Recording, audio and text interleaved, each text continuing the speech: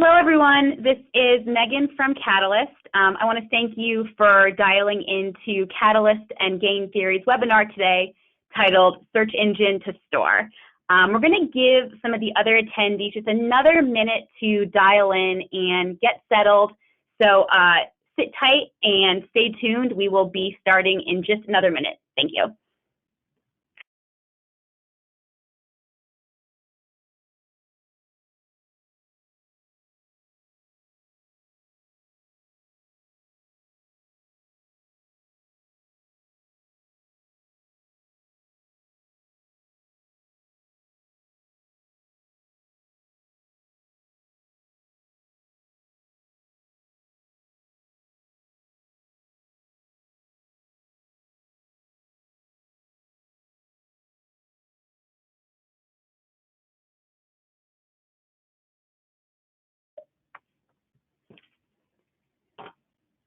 Hello, everyone. It's Megan from Catalyst once again. I want to thank everyone for dialing into our webinar with Game Theory today. Before we get started, I just want to give you some insight into the game plan. Catalyst is going to kick off the webinar by sharing some strategies that you can use to guide consumers from search engines to stores. And then we're going to have Game Theory jump in and share some approaches for how you can measure the effectiveness of your media investment in driving in-store traffic and performance. So that's what we have on the docket for today. Before we dive into that content, I have just a few small sort of directions and housekeeping items here. First, everyone should have a webinar panel on their screen. This has some basic information about your dial-in. It's also where you can submit questions to today's presenters. We're going to be addressing questions at the very end of the webinar, but feel free to submit them at any time, and we'll make sure to respond back to those at the end of the session. I will address one of our most common questions right now, though. One of the questions we get asked most frequently is, will the webinar recording be shared? The answer is yes. We'll be emailing out this recording to everyone probably later today or early tomorrow, so you'll have that as a follow-up. Next, I'd like to just introduce everyone to Catalyst. Catalyst is a leading search and social marketing agency. We specialize in integrated digital solutions that are innovative, effective, and consistently deliver business results for Fortune 1000 brands and companies. And today, through our content, you'll get a sneak peek into some of that thinking and some of those strategic approaches that have allowed us to deliver tremendous results for our clients over the past 20 years. Now your speakers. So as I mentioned, I'm Megan. I'm on the marketing team here at Catalyst, and I'll sort of be facilitating today's sessions. Our expert speakers will be Carrie Curran from Catalyst. Carrie is our managing partner of marketing integration here at Catalyst. She'll be talking with you first. And then we will switch things over to Earl Potter. He is a senior partner at Game Theory, and he'll be sharing some measurement approaches that you can apply to your media investment. They're both true experts, and we're thrilled to have them here today. I know they have some wonderful content planned. So without any further ado, I will kick things over to Carrie to start off the webinar. Great. Hello, everyone, and thank you for joining our webinar. This is Carrie Curran, and I'm looking forward to speaking about one of my favorite topics, which is local search strategies in driving your customers to your store locations. So if you think about your own behavior, especially with phones, mobile phones, in-car navigation, we found that 76% of location searches result in a same-day store visit. That's a lot of people looking for things in real time, looking for an in-store, in-person solution to their query. So when we think about our clients and how we help support driving business results, we break those strategies into three approaches: planning, activation, and optimization. So from a planning perspective, we think about customer discovery. Today, again, because of so many different apps and in-store and in-car navigation elements, there's actually a number of sources that customers are using to find what they're looking for. We look at integrating that with other channels, including social, search, even people looking for product information on Amazon.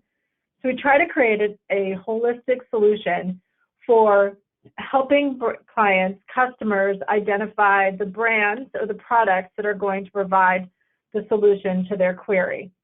So from a discovery perspective, into exploring, into purchase, you can see that both traditional search engines like Google and Bing are an important part of it, but also more local search navigation such as Yelp and in-store reviews on the search engines, check-ins on Facebook, Instagram, help really drive that in-store experience and conversion. And we know this is true because we've seen an increase in the near me searches on mobile. In 1 year, the near me mobile searches grew over 136% year over year. So from a local and geo-targeting perspective, we need to think about what our customer acquisition and targeting strategy is based on each store location as well as our competitors' location. How are we customizing our strategy when the competitor store is around the corner versus miles and miles away? How are we messaging the consumer when they are close to the store versus being further away? When are we trying to drive online traffic versus foot traffic? And customizing each strategy and each acquisition plan to that location and to the customer's proximity to each location. So one of our strategies is to look at consumer trends at a regional level. So here's an example of some yearly trends in nail polish color, and this was from an analysis we did for one of our clients. What we identified looking at the increase in color queries across the board was that there was a spike in queries for white nail polish. So taking that a step further into a geo-targeted strategy, we looked at the increase in queries and identified regional trends.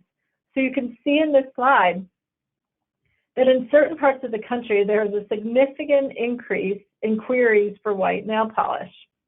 Now, I'm not that stylish, so this wasn't my own behavior, but this reiterates why it's so important to look at the customer insights and behavior. What we think is cool might not be what's cool in other regions, and we need to identify what are the trends that are going to help you pull the customers to your store, to help you differentiate from the next store that's providing the same services, products.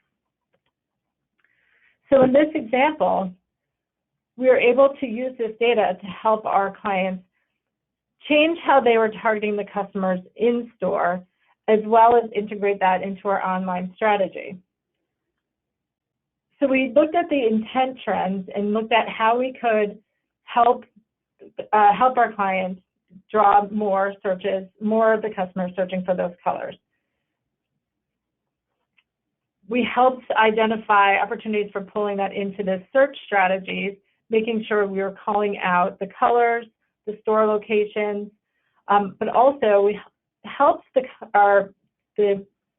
brands work with their retail partners to help promote those colors. So in the regions where we saw an increase in white nail polish, we helped them to strategize on how do they ensure that their brand was the one promoting that color on the store shelves.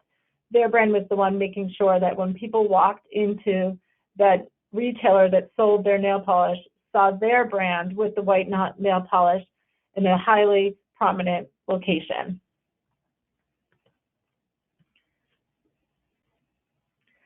So as we mentioned, as many as 76% of online searches can result in same-day store visits. From a paid search perspective, we worked on capitalizing on this through specific targeting, the retargeting lists and search ads, and making sure that we're speaking to those potential customers in a specific way to try to draw them in to the store. We also test in-store couponing messages and look at, from a retargeting perspective, who were those shopping cart abandoners that are located close to the store, can we retarget them with that specific message to get them to come into store to complete that purchase? We also segment our lists by lag time, so looking at the look back window of were they within the last week, within the last 30 days, within the last 60 days, and custom target that messaging based on that previous behavior to try to close that sale if they did not purchase online. And then we take it a step further and look at leveraging loyalty cards data to try to further customize how we're speaking to that audience and how we're drawing them into the store to make the conversion.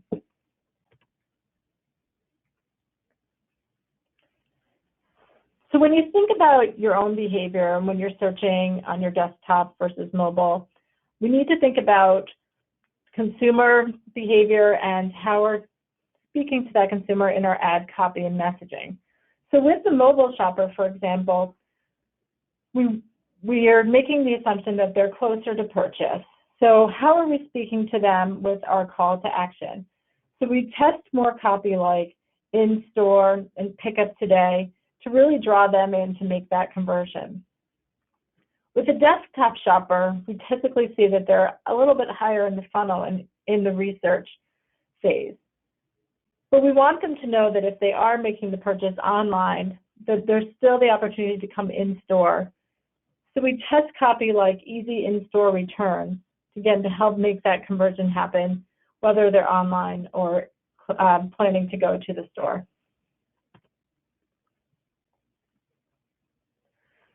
So luckily, our search engine partners help make it a little bit easier to target and engage in the target consumer and bring them through to make that conversion. So location extensions are a great opportunity to display your ads with the closest store locations and distance. Having a click-to-call action also allows them to call and ask for more specific information, such as driving directions or how they can find the store.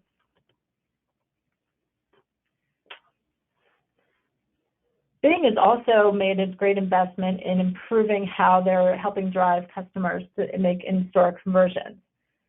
So we're able to target with better directions information, store, and more detail on the store location.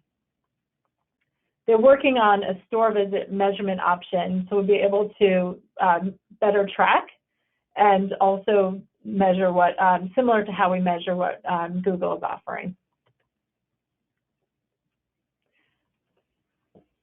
So we've had a lot of success driving our clients' customers to store to make the conversion. So I wanted to share one of our recent successes.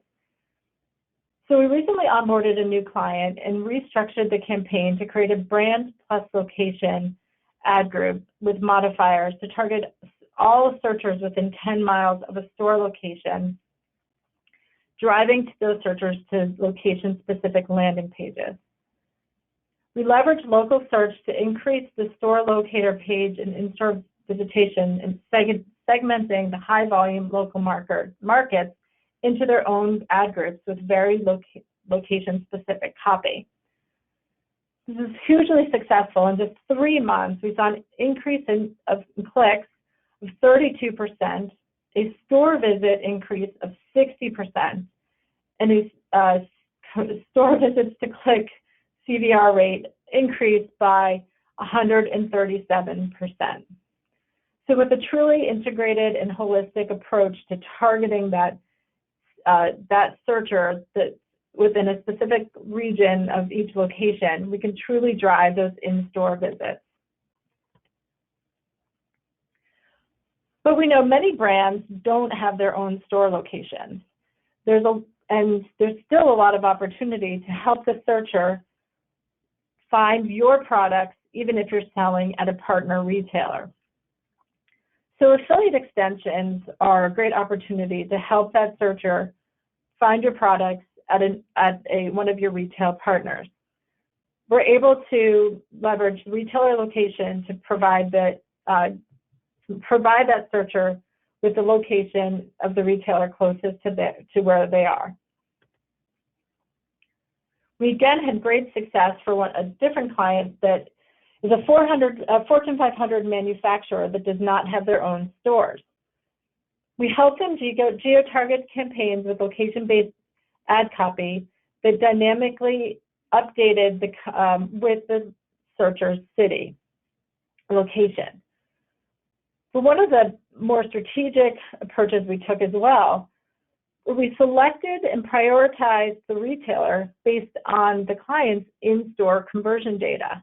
So in the cases where they sold at multiple stores located close to the searcher, we made sure that the top ranking location was the one that historically did a better job at selling our clients' products. We did find that the majority of clicks were from smartphones that really helped indicate the strong intent and visit for purchase. So within 4 months, we saw an increase in click-through rate of 24%. We saw an increase of clicks on the store detail content of 38,000 and directions of 15,000. So you can see that through this strategic approach, we were able to drive more visitors to the store locations even when the client did not have their own store. So another option within paid search is to provide the in-store information through Google Maps.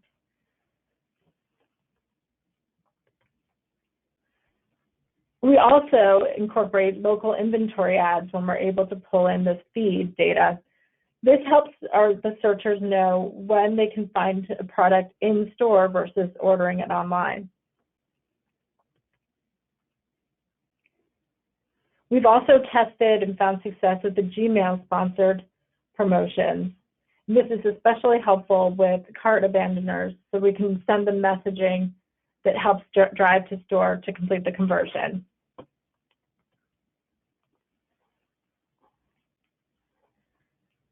So high-performing campaigns from a local perspective may not necessarily be obvious unless you're examining performance at a granular level. So at Catalyst, we have a proprietary technology platform called Fusion, and we use the data within Fusion to dissect campaigns more granularly. So as an example, as you increase your presence locally on paid search, you will see a higher engagement on mobile campaigns. These campaigns may not see positive ROAS, return on ad spend, if you're only looking at online transactions, since these customers are transacting in store. By analyzing Google Store visits metrics at the ad group and device level, you'll have a more accurate picture of the performance of those campaigns. So this is an example of the data sets that we evaluate and optimize against for our clients. But overall, accurate measurement of these kinds of campaigns is very complex, which is why you need a solution like game theory to truly understand the impact of your drive to store efforts. Both Google and Bing allow you to match hashed offline data through partners like LiveRamp to your campaigns. And while this is not a measurement solution, it may allow for more granular view of performance to make optimizations with.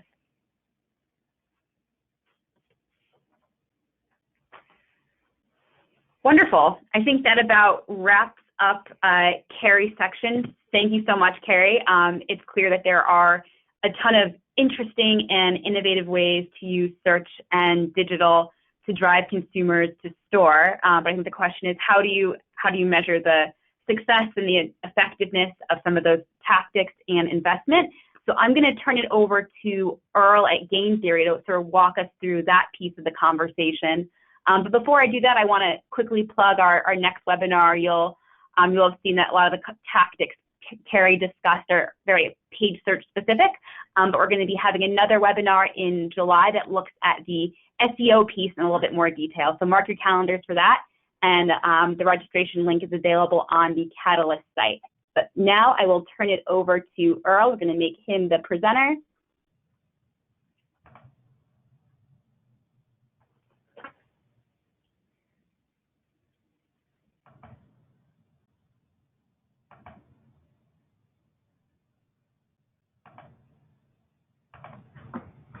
Wonderful. Thank you, Earl. You are good to go. All right. Hello, everybody. So as Carrie noted, measurement for these things can be rather complex. So I'm going to talk to you today about how we can measure things that are inherently offline, that is foot traffic or in-store sales, even though we have online media. So here's my bio. Suffice it to say, I've been at this a long time. And if I might borrow a tagline from Farmers Insurance, I would say, I know a thing or two because I've seen a thing or two. And we'll just leave it at that. Here is a description a little bit of game theory and who we are. We've got offices around, in several places around the globe. Our major offices are in New York and London. We have business across 113 different markets. And we're very proud of our client roster. A few logos are shown at the bottom.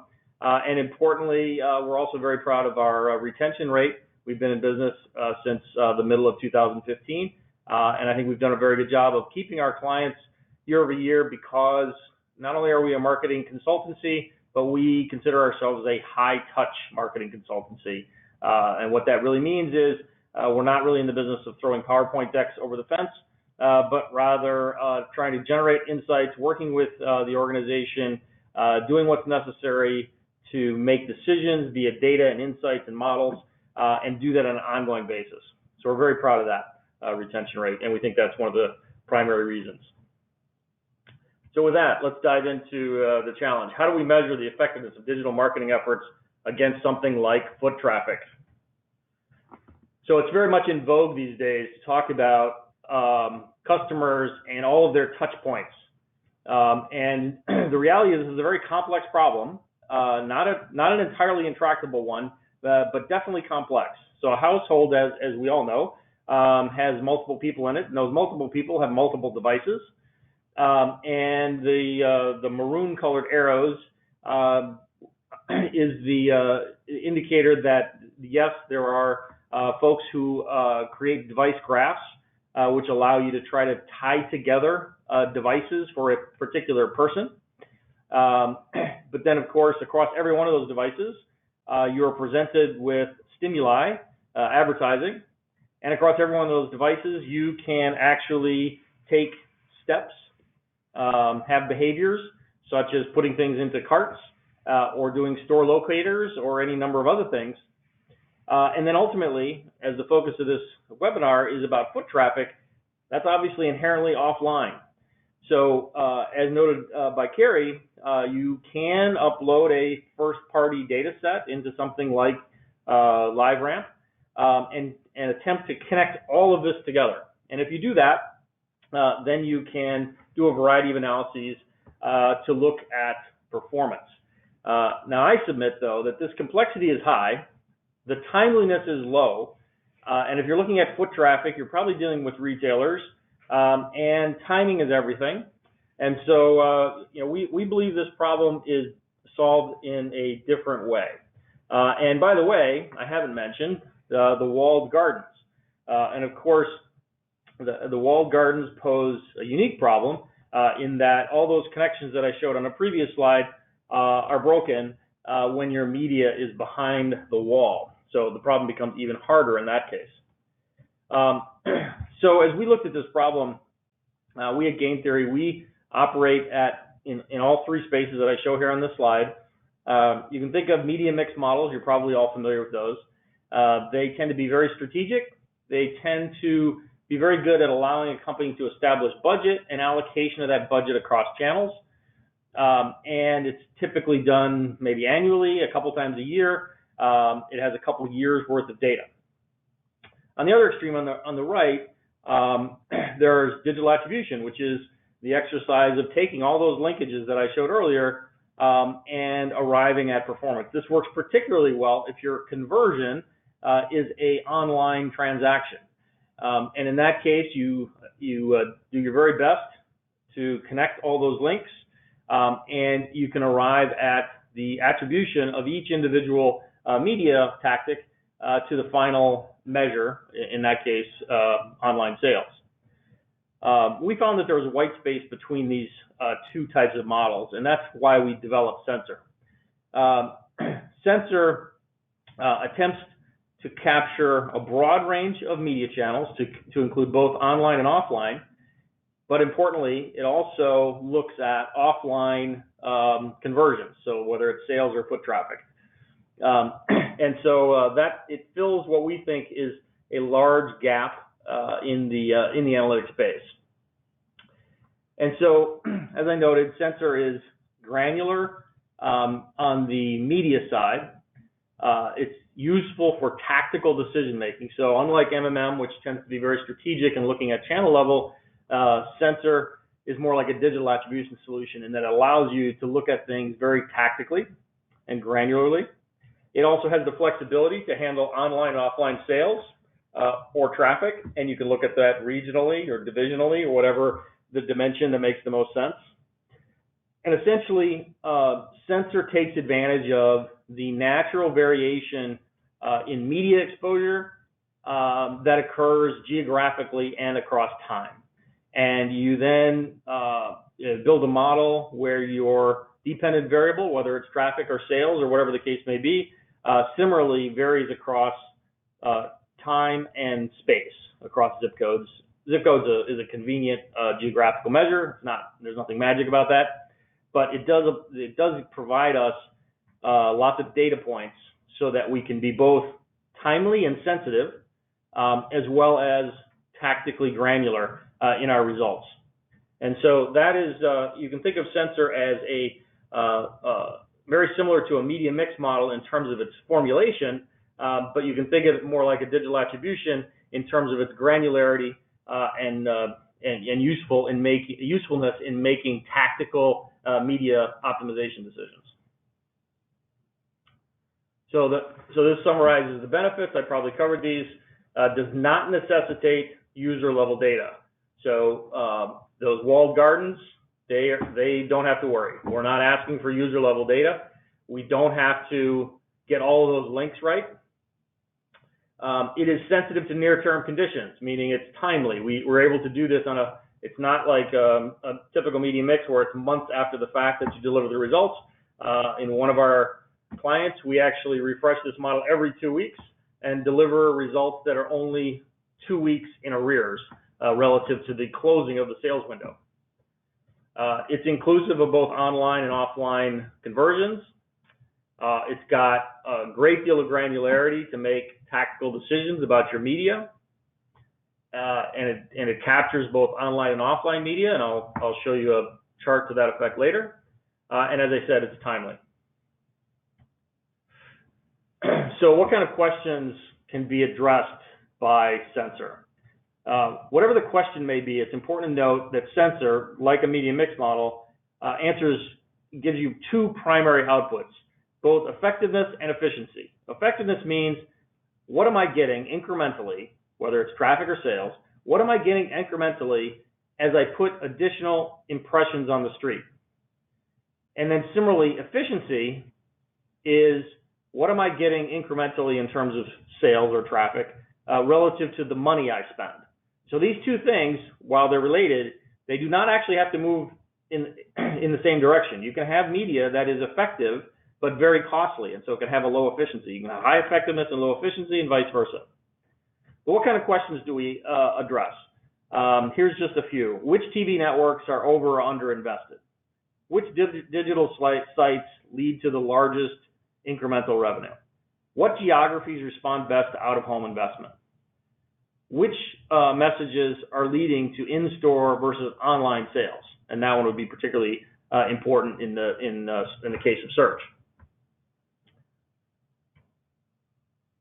So let's move to a few sample outputs. So here's a sample response curve that comes out of Sensor. You can see on the x-axis, this is your spend. How much did I spend in TV across different networks for whatever period of time you choose? And the y-axis is the incremental revenue. In other words, the revenue that the organization received by virtue of this advertising. And then the black line is the response curve that's fit to the data points. And now you can look at each of these individual data points and say, well, if it's above the curve, I want to do more of that. To the extent that I can buy more, that's what I should do. To the extent that it's below the line, it's underperforming. So I should probably lower my investment and try to move that network back onto the line.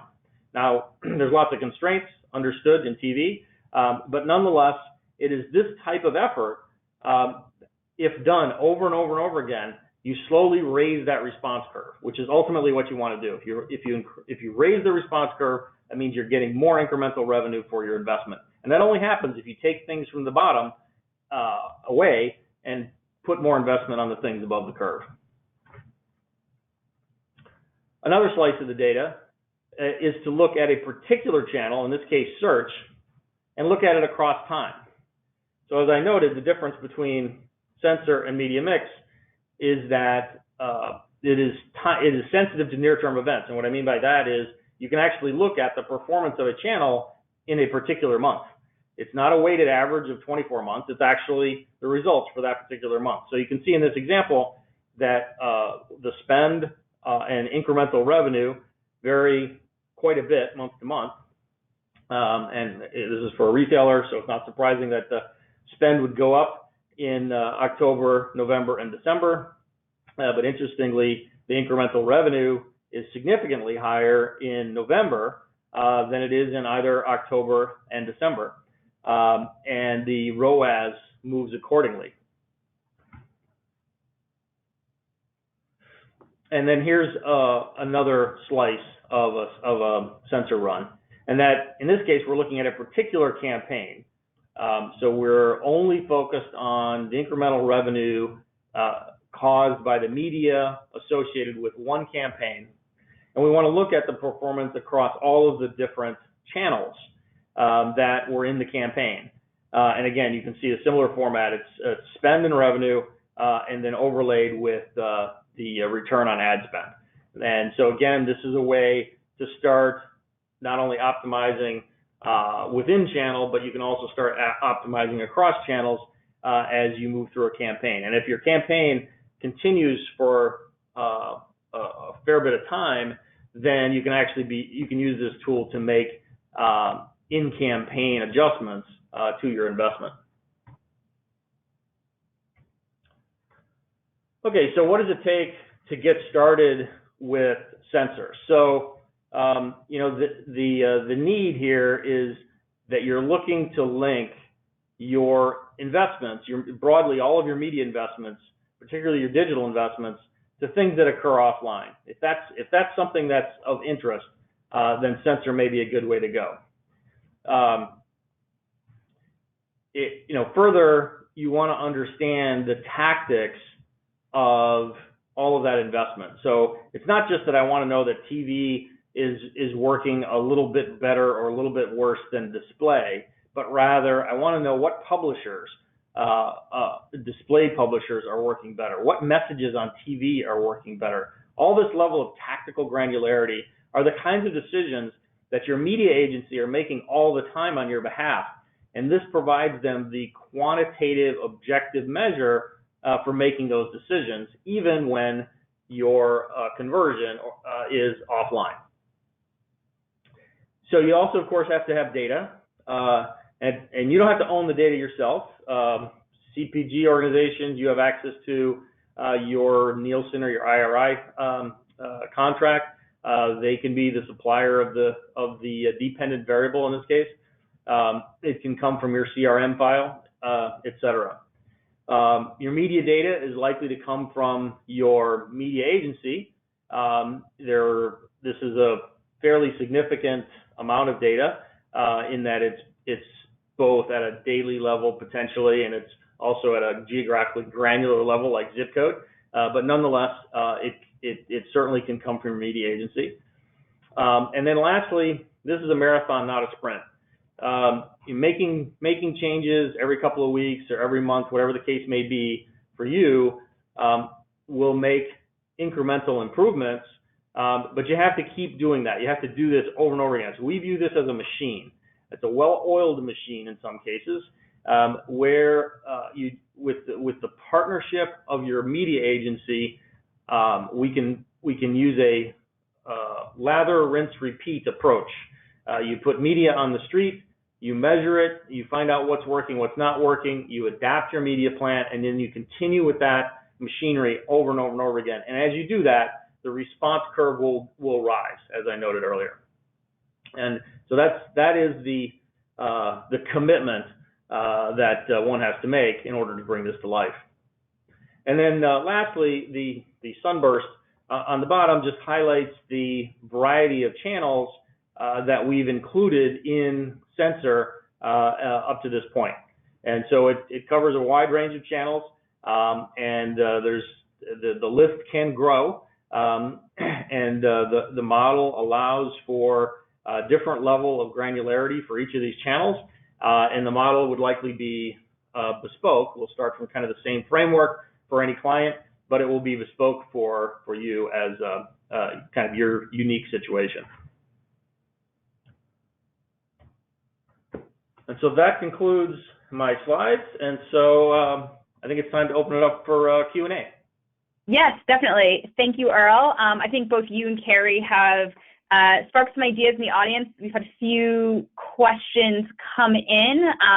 The first one I'm going to toss Carrie's way. We definitely have some SEO folks in the audience. Carrie, we have an audience member asking if you have any SEO recommendations for driving foot traffic and increasing in-store performance. I know we focus most of the content on paid tactics, but what would you recommend from an SEO perspective?